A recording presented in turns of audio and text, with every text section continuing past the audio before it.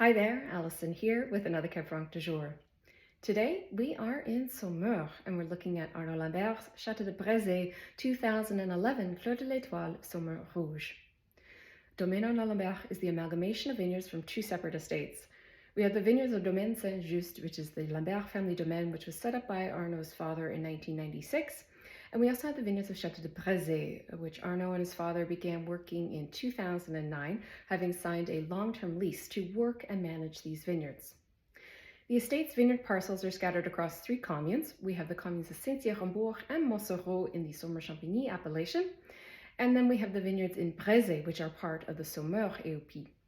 And of the estate's cuvée parcellaire from Cabernet Franc from Brézé specifically, there are three wines.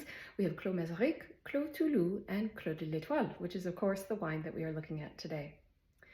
The vineyards of Château de Brézé have had a long and storied history, with the wines being served in the courts of the kings of France and on the tables of the elite many centuries ago. It is said that the sweet wines from Château de Brézé once traded at the same price as Château d'Yquem.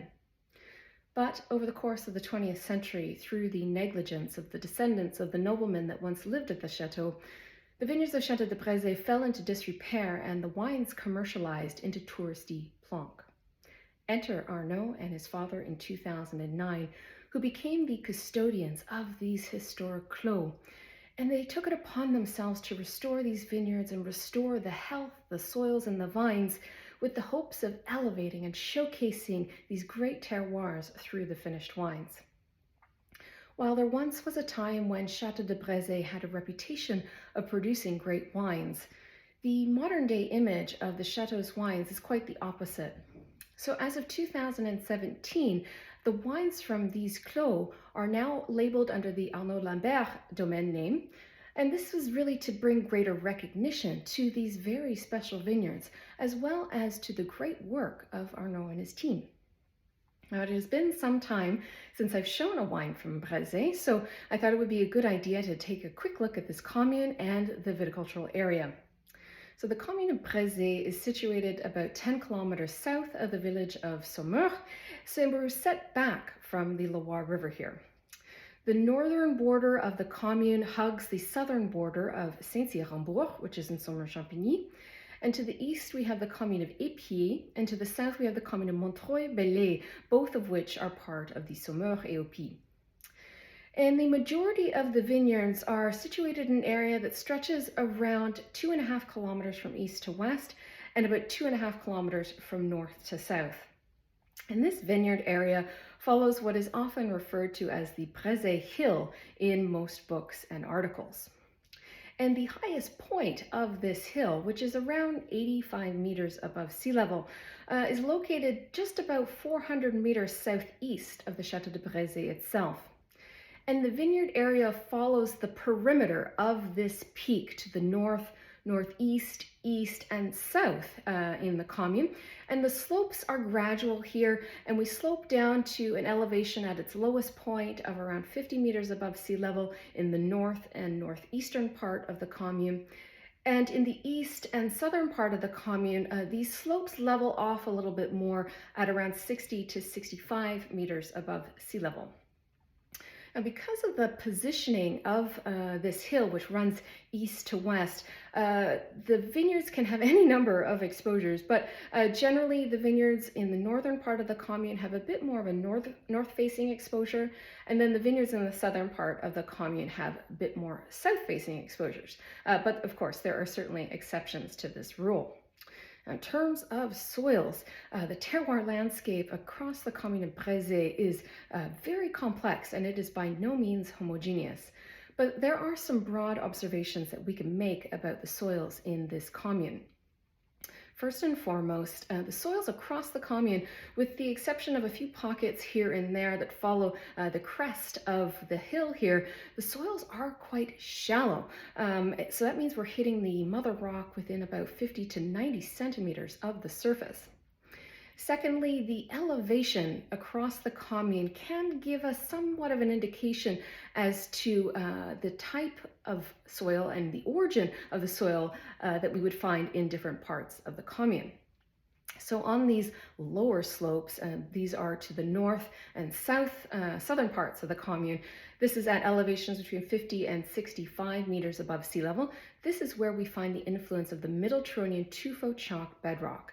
This is a glauconitic micaceous chalk, which is known locally as craie verte.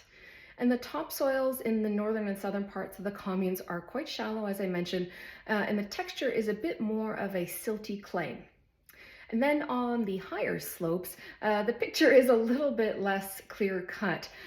These higher slopes follow this east-west orientation of the hill, and here we're at elevations of around 70 to 78 meters above sea level. And this is where we find quite the patchwork of soils. We find in some pockets the Upper Turonian yellow tuffo chalk. We find the heavier red clays of the Bartonian age. We find sands and sandy clays of the Senonian age. And in some instances, we find alternating layers or alterations of these types of soils.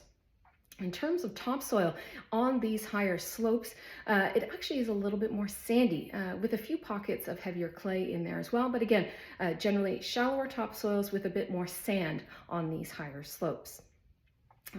Drilling down a little bit further and looking at the lieu-dit for this wine, this place of l'Étoile is quite a special one, having appeared on maps that date to as early as the 1800s. And here, this Clos de l'Étoile is situated on the very eastern edge of the commune. So we're about 2 kilometers southeast of the Château de Brézé itself. And this clos is about 1.7 hectares, and we're on a gentle southwest facing slope. And we're situated at an elevation around 70 to 73 meters above sea level. And the vines in this clos are on average around 35 years of age. In terms of soils, what's interesting about this clos is there's 2 distinct parts to the vineyard. The commonality here, though, is the bedrock across the 2 parts is the Upper Turonian yellow tuffo chalk bedrock, which, if you visit the vineyard, you will notice this right away because the topsoil has a very specific hue to it, which is this beautiful ochre color. And in the upper portion of the vineyard, the topsoil here is quite a bit more shallow, and it's got a lot more clay in it as well, a lot more flint as well. And the topsoil is about 50 centimeters before we hit that Upper Turonian yellow tuffo chalk bedrock. And then in the lower portion of the vineyard, we actually have deeper soils here. We have a deeper iron-rich sand, and then the subsoil is a bit more of a silty sand as well. And there's about 1 meter of topsoil in this lower portion before we hit the Upper Turonian yellow tuffo chalk bedrock. And one final note about the soils in this particular clos, which I noted when I visited the site with Arnaud last spring, is that we find a really wide diversity of stones in the vineyard as well. And we're talking like all kinds of rocks. Because of how close we are to the Massif Armoricain, we find any number of types of rocks here. So not just limestone and chalk stones and pebbles, but we also find stones and pebbles that are derived from sandstone, quartz, schists, and slates as well. And I was completely mesmerized by the rainbow of different rocks that are found in this clos. Quite special. From a winemaking perspective, as this is a 2011, it is important to note that Arnaud's evolution as a winemaker and his way of making wine is a little bit different now than what it was during this vintage. So in the early years of working with these parcels in Brézé, Arnaud would have leaned a little heavier on extractions. Maceration times would have been longer. His élevage would have been longer as well, and he would have used a higher percentage of new oak as well. So in the case of this 2011, it would have been hand-harvested fruit, fermentation with indigenous yeast and tank, and Arnaud would have been quite active with his extractive techniques. So he would have done regular pump overs during the fermentation to aid extraction. The total time on skins would have been about 1 month, and then élevage was for around 24 months in oak barrels, and of that, 40% was new. And if we now compare that to the 2021 vintage of the Clos de l'Étoile, things look a little bit different. So the 2021 is actually coming from specific parcel selection. So the 2011 was from the whole clos, whereas the 2021, Arnaud just selected from the lower portion of the vineyard. This is where the deeper, sandier topsoil is. And the fruit, of course, was hand harvested and destemmed as well. And then in terms of the extractive techniques, Arnaud would have been very passive with his approach here. So extraction just via infusion. The total time on skins would have been about 3 weeks. And then the élevage was in oak barrels again for about 18 months, but only 10% of that is new. And then the last note in terms of Arnaud's evolution as a winemaker is he's dialed way back on the sulfur usage in recent years as well. So no sulfur additions during vinification or the élevage, just a touch before bottling. So with all that said, let's get into this wine. Okay, so on the nose, what leads here is earth and tertiary notes. There is some fruit, but it's kind of hiding in between all these earthier and tertiary layers. So in terms of these earthy notes, what I love that I'm getting here is like there's fresh turned potting soil, there's a bit of sort of damp autumn leaves, there's some cedar wood, there's some woodsy herbs here too. And then if you look a little deeper, we start to see some of the fruits here. So there's foresty fruits like a wild black raspberry note, there's a little bit of a cherry note here. The fruits are leaning a little bit more in that dried spectrum on the nose for sure. This is a 10-year-old wine, so that is to be expected. There's also a gorgeous floral perfume on the nose, which is coming through for me as like desiccated violets. There's also a little bit of like a bergamot note on the nose, which is kind of cool. And the nose also has a bit of a spicy profile, like some of those baking spice notes.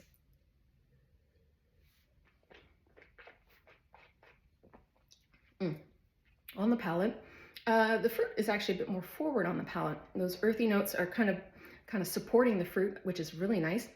The fruit is also a little bit fresher on the palate as well, which I quite like. And in terms of some of those tertiary layers, this is where things get exciting. You know, this wine has had a little bit of time in bottle, so we're starting to see some interesting development here. So I'm getting a little bit of pencil shaving. There is a little bit of like a iodine note. There's like a Dutch processed cocoa powder. I'm getting this wonderful mix of like dark chocolate covered cherries. There's a little bit of like a black tea thing going on as well. And it's quite spicy on the palate as well. So I'm getting like a nice mix of baking spices. So clove, cinnamon, allspice, things like that. In terms of the structure of this wine, the acidity is extremely persistent. You feel the acidity as soon as the wine hits your mouth, and it literally follows the wine all across the palate in this wonderful straight line, providing this sense of focus. It's giving this wine this very linear structure as well. And because of the persistence of that acidity and the mouthwatering nature of that acidity, it creates this really dynamic experience in the mouth. There's like this constant forward and backwards motion of the wine in your mouth because of that acid profile.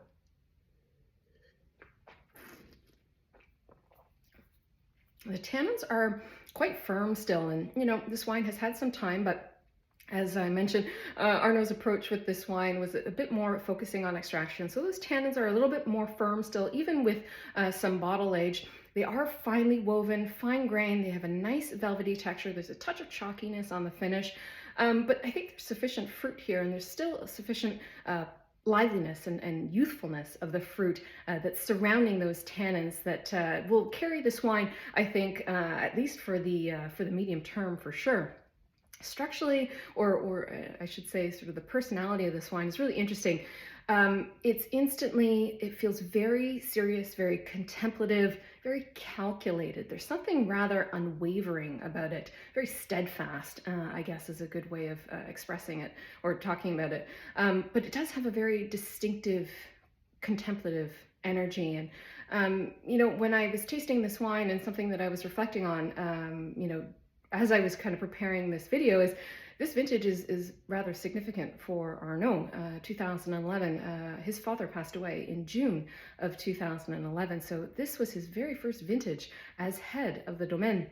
And you can just imagine some of the things that might have been going on in his head during harvest and during his time in the cellar making these wines. And I did ask him, you know, to reflect on how he approached this wine in 2011. And one thing I absolutely adore about Arnaud is he is very honest and very forthcoming with information. And he was quite frank with me. He said, he does not regret any of those decisions that he made in the cellar with regards to the vinification, because it really helped him to learn a lot about Cabernet Franc, and his evolution as a winemaker has improved so much over time as he's learned to, as he's understood his soils better, his vineyards better, and this grape variety. And one of the things that I truly appreciate about Arnaud is he is very forthcoming, and he's willing to admit his mistakes and share, well, perhaps I shouldn't have done it this way, or I would have rather done it this way. But he is all about the process, from beginning to end, and how each vintage gives him a chance to get better and improve and evolve and mature as a winemaker. And one of the joys of this project is following that journey with some of these winemakers. And while my relationship with the Domaine and with Arnaud is still in its relative infancy at this time, it's even just now, just in my limited experience with the wines and tasting multiple vintages, it's been great to see how the wines have changed and evolved, and how Arnaud's understanding of his vineyards has also improved his ability to make wine and showcase these terroirs in a really special way. And if you don't know the wines from Arnaud Lambert, please get out from underneath the rock that you've been living under and seek out these wines, because there's some of my favorites, number one, in the appellation, but also they get better every vintage. And it's just such a thrill to see his evolution and follow these wines and follow his journey as a winemaker as well.